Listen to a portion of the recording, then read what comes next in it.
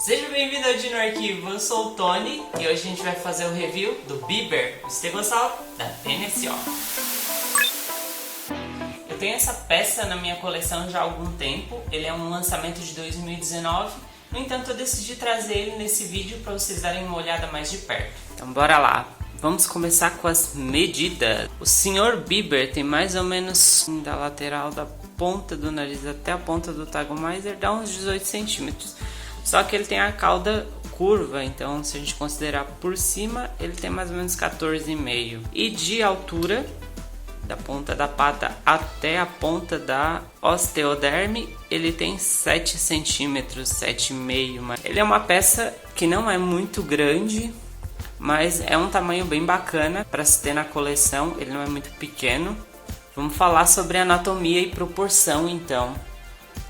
Esse estegossauro, pelo que eu pesquisei, ele foi baseado no modelo Sophie, que é um fóssil que foi encontrado com cerca de 85% completo. Ela tinha cerca de 5 a 6 metros e depois da descoberta desse fóssil, as reconstruções anteriores foram praticamente todas descartadas. E descobriu-se que eles tinham um crescimento alométrico. Alo quer dizer diferente, ou seja, quando eles eram pequenos, eles tinham uma morfologia e quando cresciam, adquiriam outra.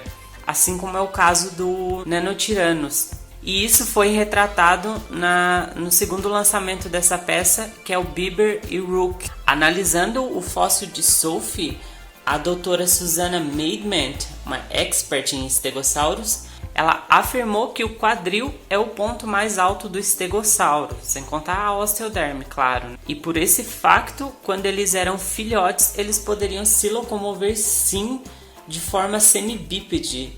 Tem até uma figura da Sideshow que aparece o estegossauro, né, com o filhote, e o estegossauro está numa posição semibípede, porque se você olhar, é uma mudança bem dramática da altura do quadril para a altura do ombro, e essa posição foi indicada pelo fóssil de Sophie. Outra coisa muito importante de se falar é que desde Gilmore, em 1914, que descreveu o holotipo do estegossauro, considerado com 10 cervicais e 17 osteodermes. Só que, no entanto, o espécime Sophie provou que podiam ter indivíduos com 13 cervicais e 14 osteodermes. No caso, o Bieber respeita o que Gilmore disse, ele tem 17 placas ósseas, né, osteodermes, obedecendo o padrão antigo, né? Outra coisa que a gente tem que falar sobre morfologia é a questão do quadril. O quadril do Bieber, ele é extremamente protuberante. Ele tem essas pontas mais quadradas para fora. Eu até mencionei isso no vídeo do Giganotosaurus juvenil, lembra até uma vaquinha. Mas isso se deve ao fato de ser baseado na anatomia muscular do Matt Dempsey, que ele contestava que esse músculo era extremamente forte para poder sustentar o peso do corpo, que essa era a parte mais alta do estegossauro, como eu já falei. Porém, isso é especulativo, não há nada que comprove cientificamente. Não dá para saber exatamente quanto de tecido que realmente preenchia essa parte do corpo, mas isso não é algo que me incomoda. Eu consigo conviver com isso e consigo aceitar. Eu até achei bem bacana essa apresentação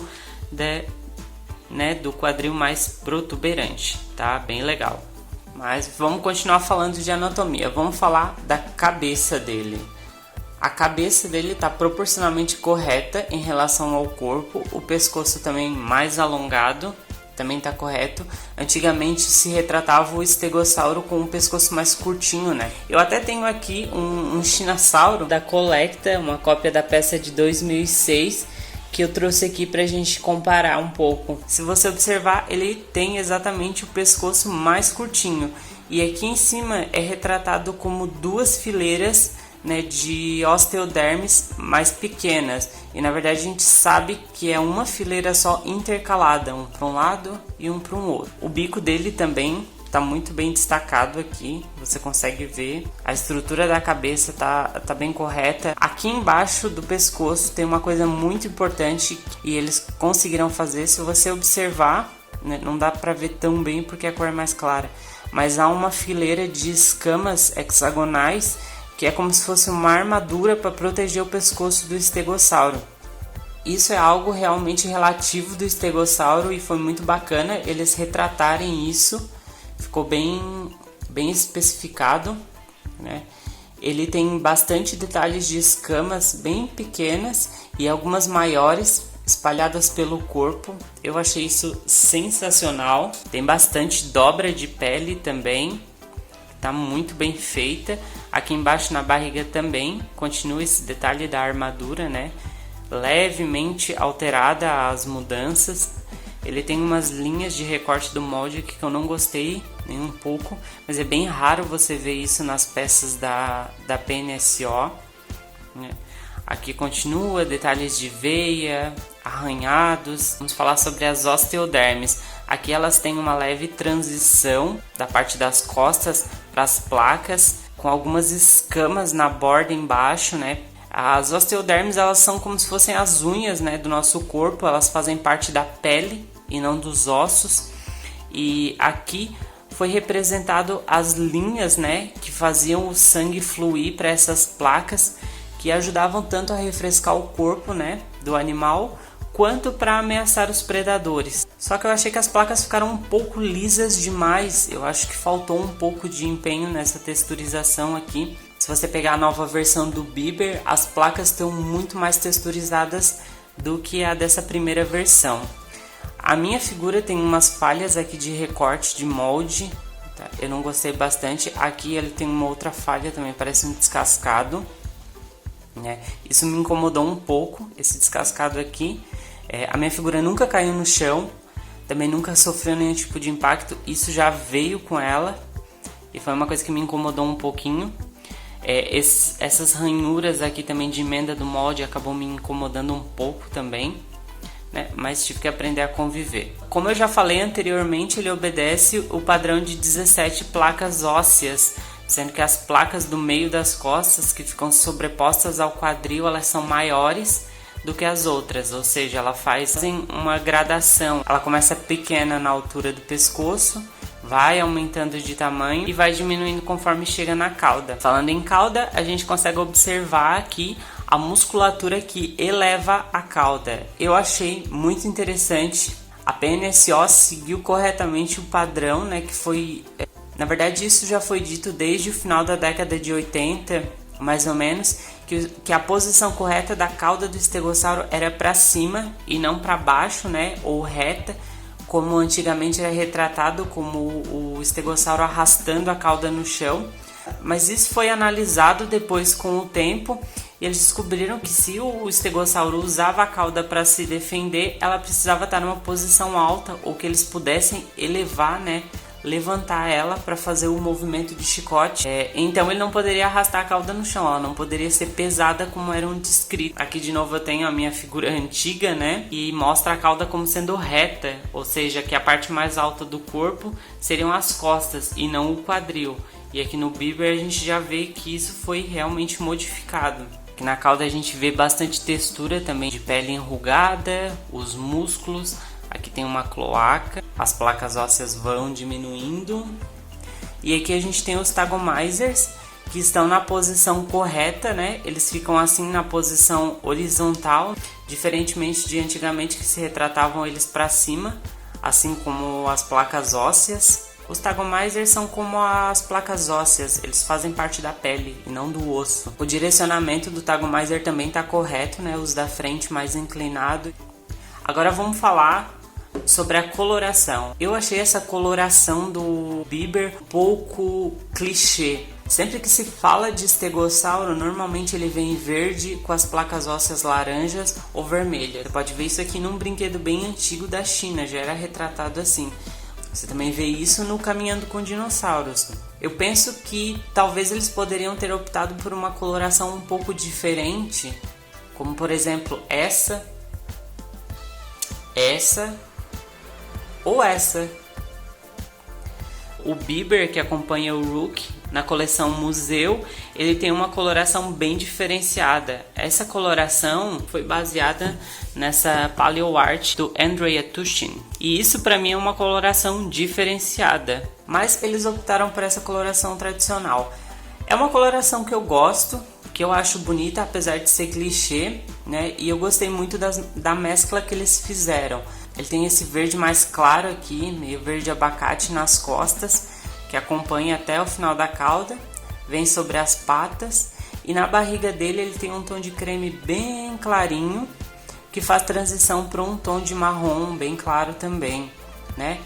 Aqui na cabeça dele ele tem esse ponto branco ao redor do olho, e o olho dele é miseravelmente pintado com um ponto preto apenas, né?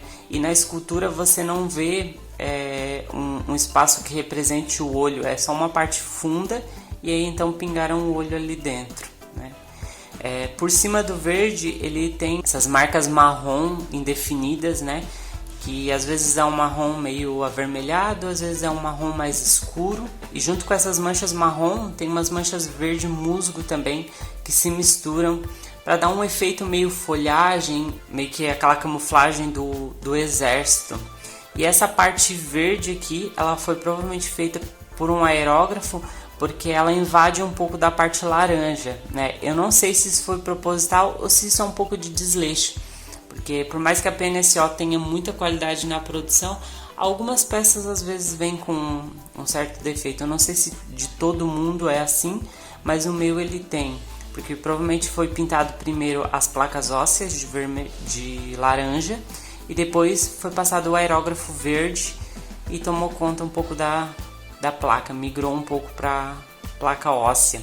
Falando em placas ósseas, elas começam com um laranja mais claro na base e ficam num tom de laranja avermelhado na parte de cima, perto do final da ponta, e por cima foi tigrado com um tom de preto mesmo, para dar um efeito mais diferenciado. Eu gostei desse alto contraste que eles deram aqui. Algumas placas têm uns detalhes bem feitos, outras são mais lisas, né, conforme chega no final da cauda. Mas eu achei bem bacana, né? Só ficou faltando realmente um pouco mais de texturização na placa. As placas aqui do final também tem os mesmos detalhes, só não tem tantos detalhes internos, né? O Tagomizer dele também é pintado, eles fizeram umas listras, né? Ele é um tom de marrom bem clarinho, meio amarelado, e ele tem essas listras meio marrons aqui no meio dele e na base dele. Aqui a parte de baixo da cauda e a parte de baixo da barriga são nesse tom mais clarinho também. Vamos comparar ele com o brinquedo antigo. O brinquedo é um pouco menor, mas é quase do mesmo tamanho. Ele não fica numa escala muito boa com o Paul. Ele é muito menor do que o Paul. Se você quiser usar num diorama, você pode dizer que o estegossauro ainda não chegou na fase adulta, né? Que ele é um jovem. E ele é praticamente do tamanho do Raptor Tigre da Mattel, se você for comparar em questão de altura. Só o preenchimento do Raptor é um pouco maior e a cauda também é um pouco maior. Mas em questão de altura, eles são praticamente da mesma altura. Deixa aí nos comentários pra mim o que você achou do Estegossauro Biber da PNSO. Não se esquece de deixar o seu like e se inscrever no canal. Dinossauros existem e eu te vejo no próximo vídeo. Tchau!